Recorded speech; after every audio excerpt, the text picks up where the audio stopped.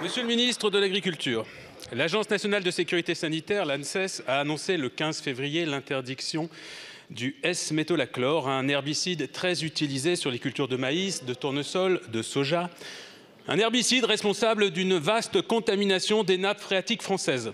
Il faut préciser que le S-métolachlore est classé parmi les produits cancérogènes suspectés depuis juin 2022. Bref, ce produit, vous l'avez tous compris, est mauvais pour la santé. C'est donc une bonne chose que d'en interdire son usage. D'autant que, je le rappelle, selon un article récent du Monde, en 2021, 12 millions de Français de métropole ont reçu à leur robinet une eau non conforme en raison des pesticides.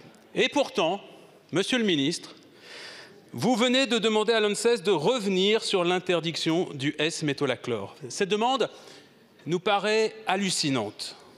D'abord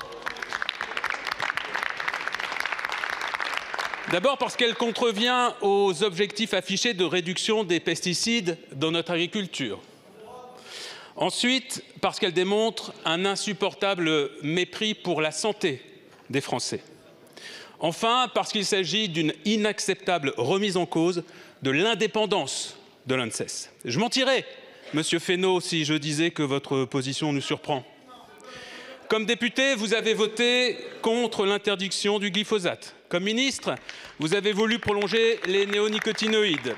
Donc, vous persistez dans votre soutien à l'agriculture intensive et au lobby agro-industriel. D'ailleurs, votre demande de maintien du S-métolachlore, vous l'avez faite devant le congrès de la FNSEA, auquel vous avez évidemment voulu faire plaisir une fois de plus. Ma question est donc la suivante. Monsieur le ministre, des esprits un petit peu taquins ont coutume de dire qu'en France, c'est la FNSEA qui dirige le ministère de l'Agriculture. Pourriez-vous nous prouver que ce n'est pas le cas ? Je vous remercie. La parole est à Marc Fesneau, ministre de l'Agriculture et de la Souveraineté alimentaire. Merci beaucoup, Madame la Présidente, Mesdames et Messieurs les députés. Monsieur le député Caron, avec le sens de la nuance qui vous est mondialement reconnue, vous me posez une question sur le S-métolachlore. Alors d'abord, on va vous redonner les objectifs du gouvernement, ceux qui sont ceux de la Première ministre, qui sont ceux du ministre de la Santé, qui sont ceux du ministre de la Transition écologique et qui sont ceux du ministre de l'Agriculture. C'est la réduction de l'usage des produits phytosanitaires.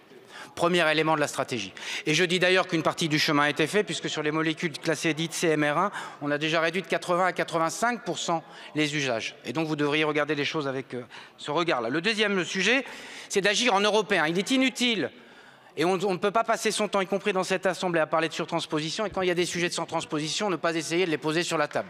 Troisième sujet, c'est d'essayer de construire des alternatives. Alors je sais que vous pensez que les interdictions produisent des solutions. Mais moi, je pense qu'on a besoin, tandis qu'on a des interrogations sur des molécules, de construire ensemble des alternatives et des solutions. Ne vous en déplaise, on a besoin aussi de travailler avec la recherche, avec la science sur ces éléments-là. Alors, quel crime ai-je commis, Monsieur Caron? J'ai interrogé simplement, non pas la décision, personne ne me trouvera sur le chemin de remettre en cause, contrairement à vous d'ailleurs parfois, les décisions ou les avis de l'ANSES. J'ai simplement interrogé, compte tenu d'un calendrier européen qui évoluait, s'il n'y avait pas lieu de se conformer à un calendrier européen de même nature par souci, simplement de cohérence. Alors je sais que vous avez du mal avec ces éléments-là, et donc j'ai simplement posé cette question sans remettre du tout en cause. Lisez les courriers, Monsieur Caron, sans remettre du tout en cause la décision de l'ANSES, simplement, comme on était dans une